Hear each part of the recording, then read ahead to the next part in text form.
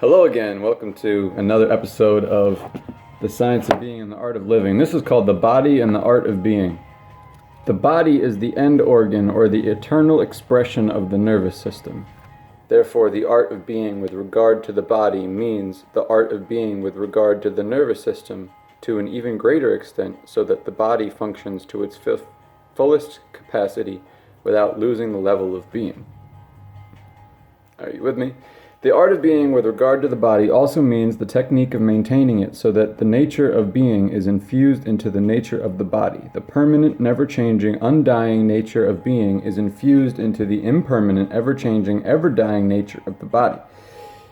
Okay, that's a lot to unpack. I need to pause the music because this is a song that I made and it's taking me into another zone entirely, but let's see.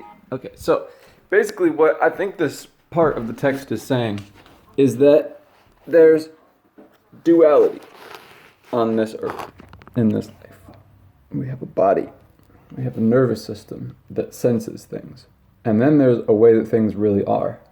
And getting to know the way things really are, the permanent, never-changing, undying nature of being, getting to know the way that things really are and fusing that with the way that we experience things, that is the goal, basically, is to contact, somehow through our nervous system, contact the place which is absolute, to experience a way of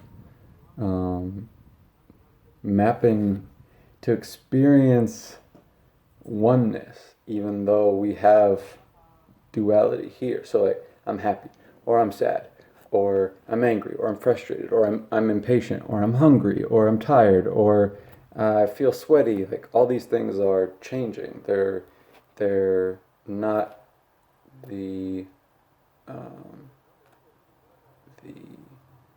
they're not the source. It's kind of like painting. It's like the color is this ever-changing thing that we can mix other colors with, but the source of it is the vision that happens of, this is the painting that I want to make. And then you actually get down to the nitty-gritty, like painting on the canvas, and you're like, oh, this is kind of interesting. It's taking shape in a way that I hadn't planned. But the vision is like the source of the thing that you want to create. It's very interesting to think about.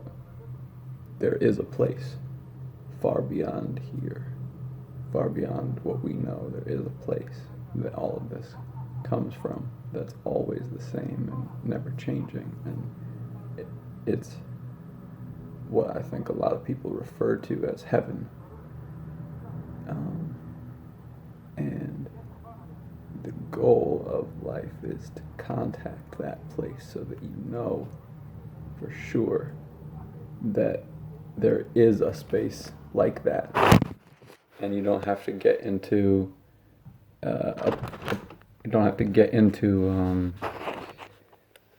constant fluctuations of life. You just kind of like exist in this area, which is just like, look, I'm good. Like, I know I might be troubled right now, but I'm good because I know that there's another place that is divinely inspiring all of these things to be for my benefit. We will see in the next part on the nervous system and the art of being that through the practice of transcendental meditation, a state of nervous system is created such that the entire nervous system is brought to a level of no activity and no passivity. By bringing the nervous system to this level between activity and no activity, being comes to the level of the body. This is the art of being with regard to the body. The entire nervous system and the body rise to that state of suspension. And there's a footnote. It is up to the experimental physiologist to discover the details of the physiology of an evolving man. This is possible now with the advent of transcendental meditation, where subjects for experimentation are available. In almost every part of the world, people who are practicing the system of transcendental meditation are naturally allowing their nervous systems to be conditioned in this laudable state, which knows no change and allows the body to exist in the fullness of life. The study of the art of being with regard to the body will be complete when we have dealt with the art of being with regard to the nervous system, senses, and the prana, all of which are essential parts of the body. When we go into the details of this study, we should have clearly in mind that being in its essential nature is pure bliss consciousness, the unmanifested absolute. As a matter of fact, looking at being from the absolute point of view, we can see that it cannot be qualified by any attribute whatsoever. It is attributeless. On the other hand, from the relative point of view, it can be seen that all the attributes of relative life have being at their basis, and all the attributes of the different phenomena in the relative field of existence have their basis in being. Whoa. My interpretation of this is that you could sit quietly and close your eyes for 20 minutes in the morning and 20 minutes at night and allow yourself to experience life from a point of, I don't need anything, I'm good. And that right there is the state of the absolute, so that you can go back to life.